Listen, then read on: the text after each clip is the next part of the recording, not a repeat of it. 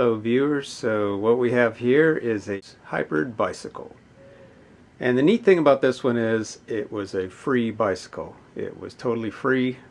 It's definitely got some issues, but I felt like it's a good project bike because it is a name brand. Specialized is a good brand of bicycles, and so it's one worth redoing. If it was a no-name brand, it probably wouldn't have lived 23 years. It would probably be in a scrap heap somewhere.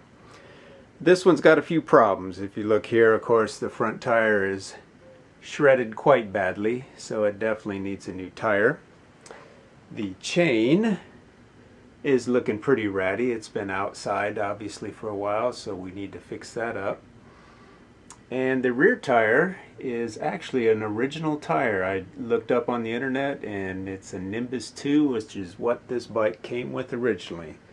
So we've got a 23-year-old tire on the back, which the front one I couldn't tell, it's so torn up. Looks like somebody rode it while it was flat and tore up the sidewalls, so I don't know what the front is. But I felt like this is a good bike. I'm going to do a budget build. I'm going to spend as little as possible, but I will put in new tires, new tubes, and maybe rescue the chain, maybe have to buy a new chain. And hopefully it's got the old style grip shifters. Hopefully I can fix those up. They seem to work. We'll go ahead and go through them. We'll go through all the front hubs, front bearings, rear bearings, bottom bracket bearings, head tube bearings. We'll re-grease them all and we'll check the trueness of the wheels, and hopefully we can get this bike back on the road. So the encouraging thing is you can get a bike like this from, say, a garage sale, or sometimes even like a secondhand store like Salvation Army or something like that. You can pick up a bike like this for even like 20 bucks.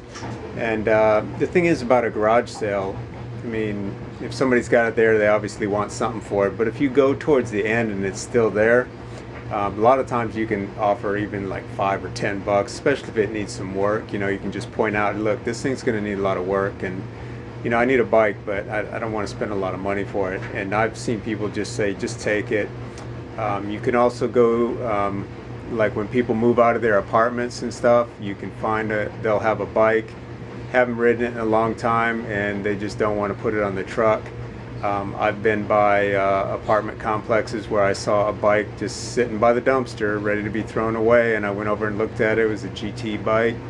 It was decent. I just picked it up and gave it to somebody because I thought, you know, there's no point in throwing away a good bike. So there's a lot of options for getting bikes on the cheap, and those are just a few of them. So my recommendation would be, don't get an off-brand. Get a Specialized, a Giant, a Trek, a Cannondale. You know, something that you know was well made. It was made by a company that actually makes bikes and specializes in bikes, and you'll have a good machine that you can work with.